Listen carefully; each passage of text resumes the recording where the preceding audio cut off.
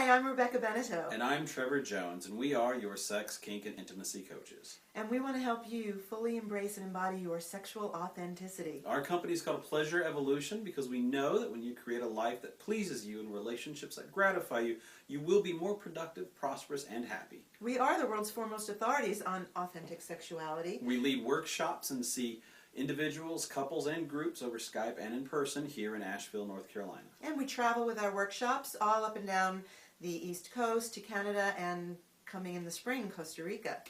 Are you ready to have a life that you love in the bedroom and beyond? I know I am. Awesome. Today we're going to be talking about sensual research dates, what they are, what they're good for, and an introduction on how to do them. So what the heck is a sensual research date? Well, let's call it an SRD for short. SRD. Okay. A sensual research date is time set aside for sensual contact that has a deliberate goal. It's not meant to replace what you're already doing. If you like to just get all turned on and throw your partner on the bed, hey, more power to you. This is an add-on to your repertoire. Now, a sensual research date can be done alone, but today we're going to specifically talk about how you do it with a partner using a technique that we call pleasure hands. Now, it's not your typical encounter where both of you are trying to get your erotic needs met simultaneously. We see that as a little difficult, like juggling while riding a unicycle. And being on fire. So entertain for a minute the idea that the greatest sensual pleasure that's available is when both people's attention is on one person's body. That bears saying again. Both people's attention is on one person's body. So what that means is that during the date, one person's the giver and one person is the receiver, and both of you are focused on the receiver's pleasure.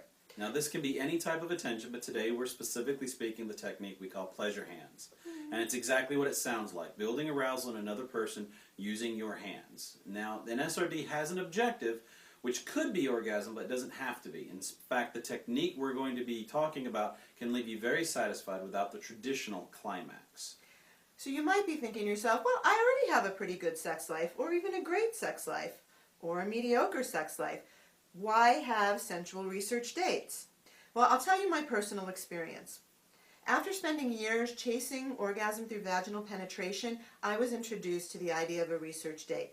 And it was like something that had been missing suddenly got lit up for me, because I never fully surrendered to my pleasure, because there was a tape running that if you gave me pleasure, I was going to owe it to you back. And there's nothing like a sense of obligation to kill arousal. So the idea that I'm having a great time, but sooner or later the price tag is going to come due whether I want to or am in the mood or not, was a deterrent. But what I learned from doing sensual research dates is a lot more about my body, and I was able to become a lot more fulfilled. Yeah.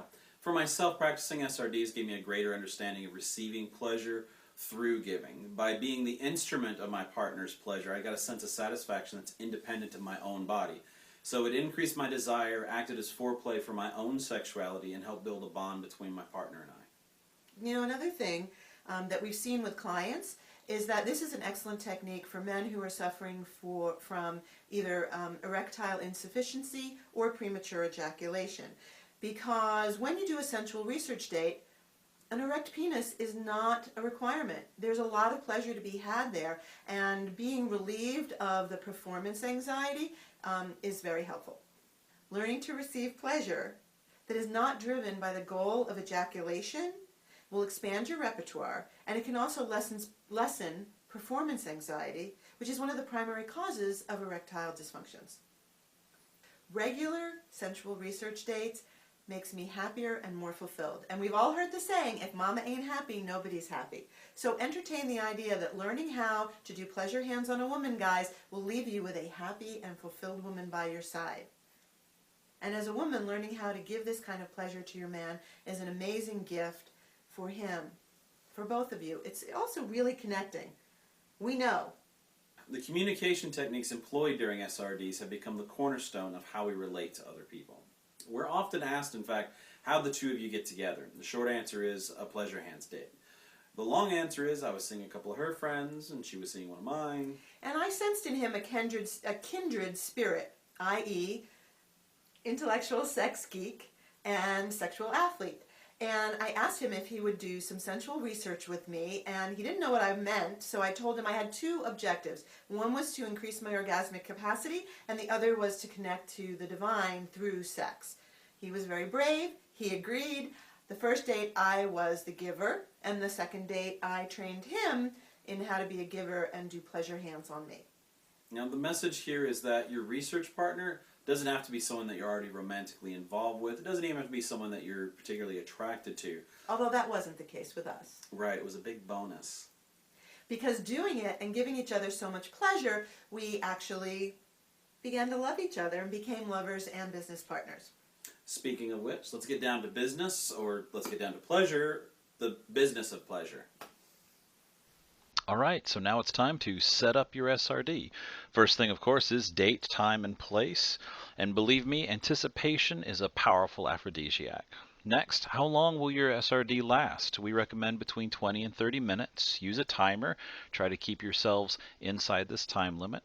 Next, state your objectives, whether it's finding the perfect, most pleasurable spot, learning how to reach and maintain a peak of pleasure for a long duration, to strengthen the bond between partners, or simply to learn how to relax into receiving and giving mode.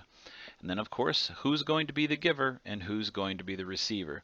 And remember, try not to schedule multiple dates in the same day so that you don't feel any obligation or desire to be reciprocal. And you can simply fall into the role that you've chosen and get the most pleasure from it.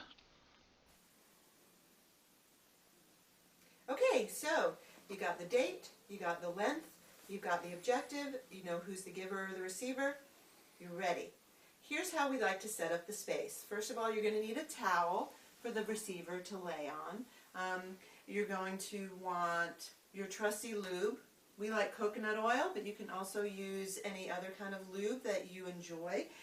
If you're with a partner that you don't know real well, or if you have roughness on your fingers, longer nails, you can use gloves. But if you use gloves, you want to use a water-based lube like KY jelly rather than Vaseline or any oil-based product. And you're also going to want a hand towel for cleaning up afterwards. Music is nice, so maybe you set up the music, pillow behind your back, and next I'm going to show you the position to do a man. Now there's lots of positions that you could be in, but this is my personal favorite. Me sitting with my back to the wall, and magically a man appears. You thought you were going to get to see him naked, didn't you? Well, we can't do that on YouTube. But this is a great position to do a man in because I have access with both my hands to the front of him and the underside of him.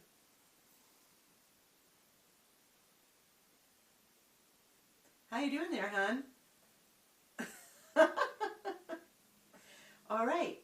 So now we'll switch to great position to do a woman.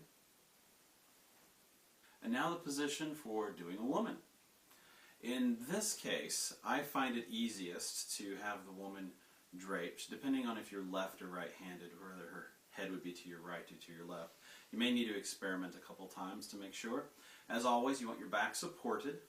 All right, and now the woman will need support for her legs, depending on what kind of surface you're using. So you may want to prop the knees up with a pillow, or you can use your own leg, depending on how good your knees are for this position here.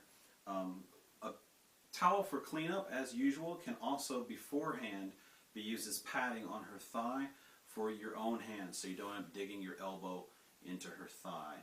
There's nothing more distracting from pleasure than unexpected pain. All right, so this is the position we would be in prior to beginning making an emotional connection, getting your bodies to be more self-aware. So we're not going to show you the technique today. If you want to know more about how to actually do pleasure hands, we want you to go to our website, pleasureevolution.com/pillowtalk, to hear all about when the next day-long workshop where you will not only get to learn these techniques, but also get to practice them, is happening. Right. So that's all you're going to get to see right now. If you want to see more, sign up for Pillow Talk. Look for the links here or over there. They're around here somewhere. Yep.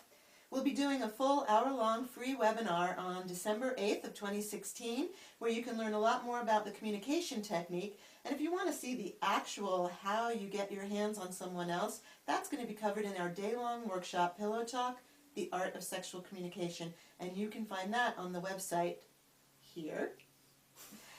Happening in Asheville in January of 2017, and we're also taking deposits to bring it to Philadelphia, Houston, and New York.